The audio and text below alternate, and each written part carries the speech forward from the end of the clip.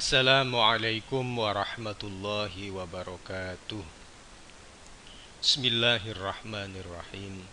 Alhamdulillah. Assalatu wassalamu ala rasulillah Sayyidina Muhammadin wa ala alihi wa sahbihi wa mawalah. Amma ba'du.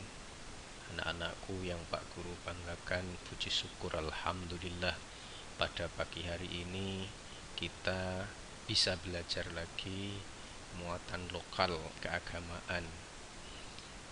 Pada pagi hari ini kita akan belajar tentang adab pergaulan laki dan perempuan. Kalau minggu lalu kita sudah belajar bahwa berpacaran itu di luar ajaran agama Islam, menjaga pandangan adalah solusinya. Mengapa demikian? Karena ketika pacaran itu berlebihan akan mengarah pada zina, dan itu adalah hal yang besar, ya, hal yang besar sekali lagi. Apanya? Ya dosanya menurut pandangan agama. Anak-anakku yang Pak Guru banggakan, memang kecenderungan naluri manusia itu ya suka terhadap lawan jenis. Itu sudah naluri dan itu alami, tidak bisa ditolak, ya. Siapapun orangnya pasti pernah suka terhadap lawan jenis, ya. Satu ketika Nabi pernah bersabda, ya ma'syar syabab man istata'a minkumul ba'ata falyatajawwaz. Wahai para pemuda, siapapun di antara kalian yang sudah mampu, ya. Al-ba'ah itu ada yang mengartikan mampu dalam hal pekerjaan sehingga menghasilkan uang untuk bisa memberi nafkah. Ada juga yang mengartikan al-ba'ah itu sama dengan kata al-bi'ah. Bi'ah itu kediaman, rumah. Berarti kalau sudah punya rumah, ya hendaklah dia segera menikah. Intinya di sini kata al-ba'ah itu ya kemampuan untuk mencukupi, baik itu keuangan ataupun tempat tinggal. Maka hendaknya segera menikah. Fa innahu aghaddu lil basar, karena sesungguhnya yang demikian itu lebih menjaga pandangan. Wa ahsanu lil farj, dan lebih menjaga kemaluan. Wa man lam yastati fa alaihi bisawm. Siapapun yang tidak mampu, masih belum mampu, ya, mampu memberikan nafkah atau mampu memberikan, menyediakan rumah, fa alaihi bisawm, ya hendaknya dia puasa. Fa innahu lahu wija, maka yang demikian itu sesungguhnya ya sebagai tameng. Jadi puasa itu sebagai tameng. Tameng apa? Agar bisa menjaga pandangan, agar bisa apa? Menjaga kemaluan. Nabi juga pernah bersabda, ya. Suatu ketika ada sahabat yang datang. Sahabat ini masih belum nikah, ya. Masih belum nikah. Dia bercerita, saya kalau malam bertahajud, kalau siang saya berpuasa, rajin sekali gitu kan. Dan bahkan disebutkan ya selama hidupnya begitu. Akhirnya diingatkan oleh Nabi, lakinni ana usalli wa anam. Loh, saya ini kan juga Nabi, manusia paling dekat dengan Allah, akan tetapi saya ini ya sholat kalau malam, juga tidur. Wa asumu wa uftiru, saya juga siang itu ya puasa, kadang juga tidak puasa. Wa atazawwajun nisa, lah ini saya juga menikahi wanita-wanita. Itu kata Nabi. Ya oleh karena tidur, makan, berkeluarga itu merupakan naluri manusia, naluri manusia. Akhirnya Nabi menegaskan, faman raghiba an sunnati falaisa minni. Siapapun yang tidak suka terhadap jalan hidupku, ya falaisa minni, maka dia juga tidak termasuk orang yang menjalankan jalan hidupku, itu kata Nabi. Kebalikan dari nikah itu adalah zina. Apa? Zina. Jadi dalam surat Al-Isra ayat 32 itu disebutkan wala taqrabuz zina innahu kana fahisyatan wa sa'a sabila. Jadi dekat-dekat aja nggak boleh gitu. Dekat-dekat aja tidak boleh. Kata la taqrabuz zina itu kan menurut ulama ya lebih mengena daripada la taznu, kalian jangan berzina gitu. Tapi kalau wala taqrabuz zina, jangan kalian dekat-dekati zina, itu lebih mengena daripada kalian jangan berzina begitu. Ya kalian akan tahu tentang cita rasa bahasa dalam bahasa Arab, bahasa Indonesia kalau kalian belajar sastranya. Insya Allah kalau kalian belajar terus juga akan paham tentang hal ini. Mengapa kok jangan dekat-dekat, dilarang dekat-dekat? Innahu kana fahisyah. Sesungguhnya yang demikian ini adalah perbuatan yang keji, wasa'a sabila, dan cara yang buruk. Berzina itu cara yang buruk, cara yang keji.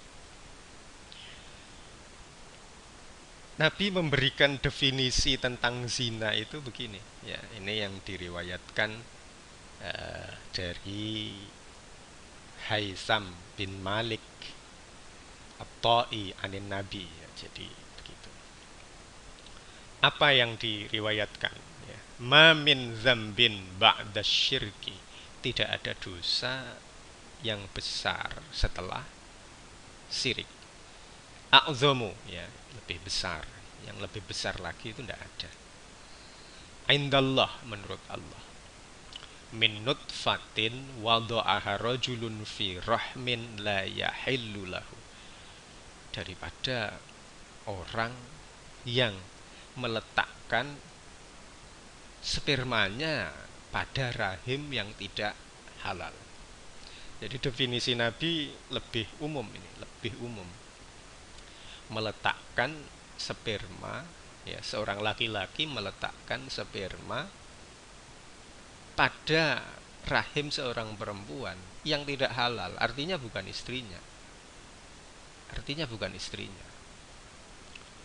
Sehingga berdasarkan hadis ini pula, seandainya di negara-negara maju, misalnya ini, kok ada bank sperma. Misalnya ada orang-orang sukses, orang-orang kaya, baik itu seorang pebisnis, seorang ilmuwan, seorang atlet, misalnya mereka sukses, mereka punya prestasi yang mendunia. Kemudian spermanya diletakkan di bank sperma tersebut, dijual misalnya. Ketika ada seorang perempuan yang tidak punya suami, kok kepingin hamil misalnya, membeli sperma tersebut, maka itu dihukumi zina, ya. Yang seperti itu dihukumi zina. Karena apa? Meletakkan sperma seorang laki-laki ke dalam rahim seorang perempuan yang tidak halal, artinya di luar suami ataupun istri. Sehingga dalam keadaan darurat, emergensi, ya, kalau seorang laki perempuan, suami istri yang memiliki kasus kandungan lemah misalnya, selalu keguguran, maka kemudian alternatifnya adalah bayi tabung. Ya, prosesnya sama, sperma itu dipertemukan, ya, dengan sel telur itu di luar kandungan. Ketika sudah sekian lama dianggap sudah kuat, kemudian ditanam di rahim. Nah, yang seperti itu halal oleh karena spermanya sel telurnya itu berasal dari laki perempuan yang terikat hubungan suami istri. Yang seperti itu boleh. Yang tidak boleh itu di luar hubungan suami istri. Kalau kemudian di sini kita hadirkan lagi, maka definisinya menurut ulama itu azina itu berasal dari kata zana yazni zinaan. Ya. Secara fikih, nah, ini menurut ulama ahli fikih, atal mar'ata min ghairi aqdin syar'iyyin wa milkin. Artinya mendatangi seorang perempuan. Ya, artinya mendatangi itu berhubungan ya, berhubungan badan. Min ghairi aqdin syar'iyyin. Tanpa ada akad syariah. Akad syariah itu ya menikah. Wa milkin ataupun ya pembelian budak itu. Jadi zaman dulu itu budak itu dibeli ya, ya boleh digauli. Tapi sekarang kan budak sudah nggak ada. Budak sudah nggak ada, jadi sudah nggak ada lagi. Istilahnya misalnya seorang pembantu rumah tangga kalau zaman sekarang itu, ya sudah haram untuk tuannya sudah haram. Tapi kalau zaman dulu karena masih perbudakan, yang seperti itu boleh. Ya. Yang seperti itu boleh, itu dulu. Sekarang sudah nggak ada perbudakan. Semua berdasarkan profesional kan sekarang. Kerja 1 bulan dibayar, kerja 1 bulan dibayar kan begitu. Kalau dulu enggak, karena itu sudah dibeli, budak itu sudah dibeli, maka apa kata majikannya, apa kata tuannya, mau dikasih makan, nggak dikasih makan, mau digauli atau tidak, itu urusan majikannya kan begitu. Kemudian ulama ada yang menambahkan lagi ya, bisyahwatin ya, kalau itu tambahan saja. Bisyahwatin ya karena memang syahwat kan begitu. Baik, ini Pak Guru harus sampaikan bahwa hukuman zina itu ya seperti yang ada pada surat An-Nur ayat 2 itu. Az-zaniyatu waz-zani fajlidu kulla wahidin minhuma mi'ata jaldah. Lah ini. Seorang pezina perempuan dan laki-laki, maka fajlidu kulla wahidin minhuma. Maka cambuklah dia masing-masing ya, mi'ata jaldah sebanyak 100 kali cambuk. Nah ini kalau kalian ngaji itu adalah babul hudud, kitabul hudud, hak dal wawu dal al hudud. Hudud itu namanya had. Had itu batasan. Artinya apa? Batasan tertentu yang tidak boleh dilanggar oleh orang. Kalau dia melanggar berarti melanggar had. Dia akan kena had. Had yang untuk zina itu adalah apa? Dicambuk 100 kali. Berarti had itu kalau dalam bahasa kita sekarang itu adalah sanksi, hukuman ya. Kemudian syaratnya apa? Walladzina yarmunal muhsanat summalam ya'tu bi arba'ati syuhada fajliduhum thamanina jaldah wala taqbalu lahum syahadatan abada wa ulaika humul fasiqun. Nah ini syaratnya itu berat. Syaratnya itu berat. Syaratnya harus disaksikan oleh 4 orang. 4 orang dan penglihatannya normal. Penglihatannya apa? Normal. Tidak boleh 4 orang menyaksikan tahu orang berzina, tapi salah satunya itu penglihatannya nggak jelas. Seharusnya pakai kacamata, dia lagi lupa nggak bawa kacamata. Itu dinamakan apa? Tidak mencukupi syarat. Tidak apa? Mencukupi syarat. Jadi syaratnya orang berzina itu kok kena hukuman cambuk atau hukuman lebih berat lagi itu rajam. Syaratnya harus disaksikan oleh 4 orang. Sulit, ya sulit. Sangat sulit. Sehingga kemungkinan untuk mendapatkan hukuman cambuk atau rajam itu insya Allah sangat sangat berat, nyaris tidak bisa. Ya karena kan tidak mungkin satu orang melihat 2 orang berzina, kemudian cari-cari orang, mengajak-ngajak orang, itu juga tidak mungkin. Dan syaratnya apa? Melihat, mampu melihat dengan jelas, ya, bahwa seorang laki-laki memasukkan kemaluannya kepada kemaluan perempuan. Itu syaratnya dan itu jelas.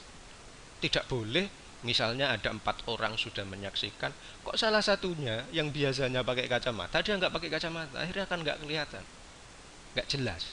Maka seperti itu hukuman tidak bisa dijalankan. Karena memang hukumannya berat sampai dicambuk 100 kali. Kok ada orang menuduh orang lain berzina tapi tidak memenuhi syarat 4 saksi? Maka yang menuduh tadi fajlidu hum samanina jalda. Yang tidak mampu menghadirkan 4 saksi tapi nuduh, dia cambuknya 80 kali. Berat memang, sama-sama berat. Sehingga kadang sulit untuk menjalankan yang namanya hukum cambuk zina ini, sulit. Yang melaporkan harus punya saksi 4, harus melihat betul prosesnya. Sebab kalau tidak, maka yang menuduh akan kena sanksi 80 kali cambuk. Kan sama-sama berat. Kalau toh tidak bisa menunjukkan 4 saksi, ya, selain didera 80 kali cambuk, wala taqbalu lahum syahadatan abada. Persaksiannya nggak usah diterima. Besok-besok kalau kok dia ngomong, oh itu lagi zina, itu zina, itu zina, nggak usah diterima.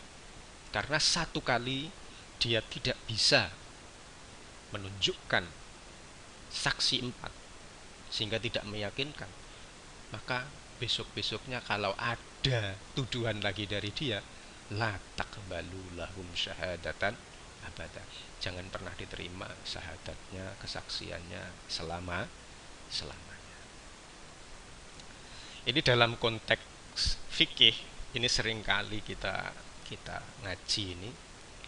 Wazani ala durbaini muhsonin wa ghairi muhsonin. Seorang pezina itu ada 2 kategori. Yang pertama muhson. Muhson itu artinya dia sudah menikah kok dia selingkuh, berzina, nah itu muhson. Wa ghairi muhson itu berarti belum pernah nikah. Ya. Fal muhsonu hadduhu ar-rajmu. Yang namanya zina muhson, mereka yang sudah menikah, punya suami atau istri, kok berselingkuh, kemudian melakukan perzinahan, seandainya sudah mencukupi syarat, ya, maka sanksinya adalah dirajam, ya, seperti yang gambar kanan itu. Dirajam itu tubuhnya ditanam, tinggal kelihatan kepalanya saja, kemudian dilempari batu kepalanya sampai meninggal. Wa ghairu muhsan hadduhu mi'atu jaldah. Kalau yang berzina itu belum pernah nikah, nggak nikah gitu kan, ya masih sama-sama muda misalnya, maka sanksinya adalah 100 kali cambuk. Wa tagribu amin, dia diasingkan selama 1 tahun. Ila masafatil qasri, pengasingannya itu sejarak orang boleh mengqasar. ya 80 sekian lah, 80 sekian kilometer dari rumahnya. Ya kalau orang Jember, kalau mau diasingkan ya ke Bondowoso, kalau ke utara Situbondo, ya yang sudah jauh itu. Kemudian ke Banyuwangi, yang sebelah timur, ke barat ke Lumajang atau mungkin ke Malang dan seterusnya, itu mengasingkan. Wasyaraitul ihsan arbaun. Jadi syarat-syaratnya orang kok dikatakan sudah zina muhson itu 4. Al-bulugh, ya sudah akil balik. Wal aqlu, dia berakal, tidak gila. Wal hurriyatu, dan dia seorang yang merdeka. Wa wujudul wad'i fi nikahin sahihin, dia melakukan ya, perzinahan itu sedangkan dia terikat dalam pernikahan yang sah. Misalnya si A nikah dengan si B, si C nikah dengan si D, kemudian si A berselingkuh dengan si C. Itu kan sama-sama terikat pernikahan yang sah.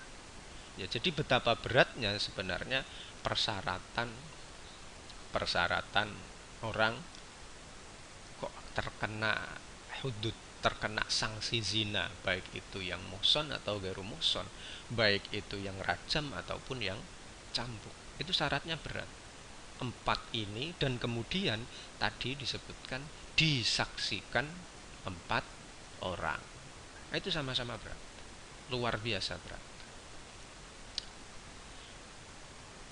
Di sini setelah kita membahas sanksi-sanksi agama, di sini ada sanksi-sanksi sosial yang juga dirumuskan oleh ulama. Ya. Pandangan Ar-Razi dalam tafsir Al-Kabir, 3 hal buruk dalam zina. Ya. Yang pertama, merusak nasab.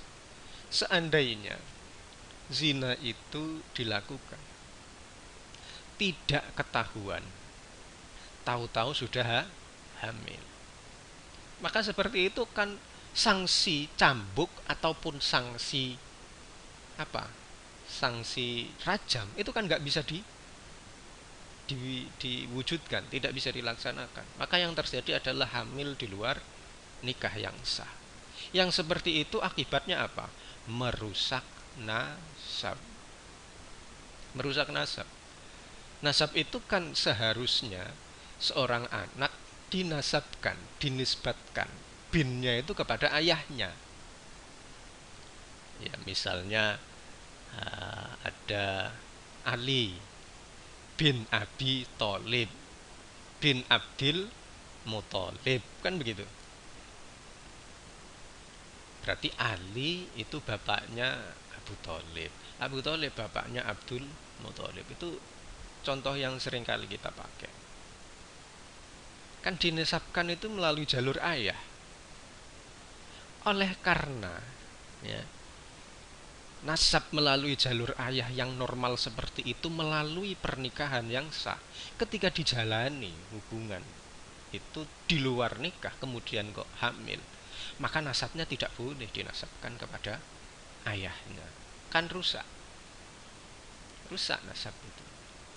Belum lagi nanti kalau misalnya ayahnya meninggal, dia dapat warisan apa tidak, tentunya juga jadi masalah. Ya, tentunya juga jadi masalah. Berikutnya, kalau misalnya anaknya itu perempuan, nanti ketika menikah kan butuh wali nih nikah. Nah, ketika butuh wali nikah, karena nasabnya tidak boleh dihubungkan ke jalur ayahnya, maka dia tidak bisa menikah dengan wali dari ayah biologisnya. Oleh karena hamil tadi di luar pernikahan yang sah. Akhirnya kan merusak nasab, ruwet.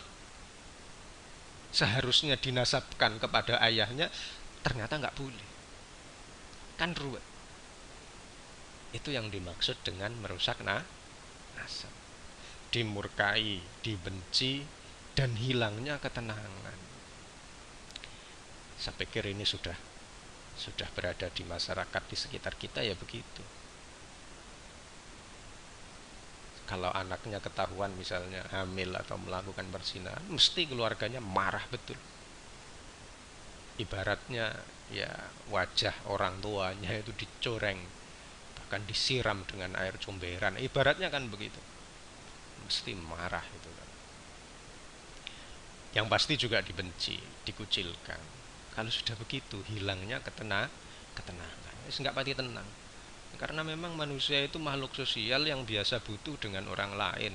Kok satu ketika dikucilkan oleh masyarakatnya, kan luar biasa itu. Sudah nggak tenang. Ya.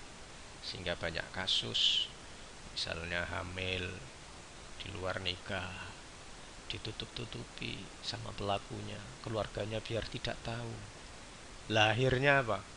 Anaknya dibuang gitu ya. Ya seperti itu, banyak kasus seperti itu. Itu bukan hanya sekedar merusak nasab, tapi justru membunuh. Ya, lahir anaknya dibuang di sungai, kan membunuh. Zina itu sudah dosa besar, tambah lagi membunuh. Masya Allah, itu luar biasa. Efek buruknya zina itu luar biasa. Maka tadi disebutkan ma min dzambin ba'da syirki a'zama min rajulin wada'a nutfatahu fi rahmin la yahillu lah. Kan disebutkan tadi begitu. Dosa terbesar setelah syirik itu apa? Perzinahan. Sebab dengan berzina itu kemungkinan untuk bunuh diri ada karena malu misalnya. Kemudian untuk membunuh anaknya yang dilahirkan hasil zina tadi itu juga mungkin. Jadi dosanya lebih besar lagi. Tidak sekedar zina, tapi melakukan pembunuhan dan atau mungkin membunuh dirinya sendiri. Itu sama-sama dosa besar. Yang kedua, di sini disebut tidak adanya perbedaan antara manusia dan binatang. Hewan itu kan tidak kenal nikah toh. Jadi zina itu caranya hewan, caranya binatang. Ya kalian lihat ayam itu, kalian bisa lihat kalau sekitar kalian ada ayam jago, ada ayam betina. Itu kalau misalnya sudah beranak pinak, jagonya masih ada, ya anak-anak perempuannya, anak-anak betina itu juga bakal dikawin sama jago itu. Ya kan statusnya itu kan ayahnya, juga dikawin. Seandainya ayahnya sudah tua, disembelih sama pemiliknya, kemudian anak dari betina tadi ada yang jantan. Yang jantan itu juga bisa mengawini saudaranya, bisa mengawini induknya. Itu kan caranya hewan. Zina itu caranya hewan. Maka disebutkan dalam Al-Quran itu innahu kana fahisyata wa maqta wa sa'a sabila. Ya, mudah-mudahan kita semua terhindar dan dihindarkan oleh Allah dari zina. Mudah-mudahan. Kurang lebihnya mohon maaf. Wallahul muwaffiq ila aqwamit thoriq. Assalamualaikum warahmatullahi wabarakatuh.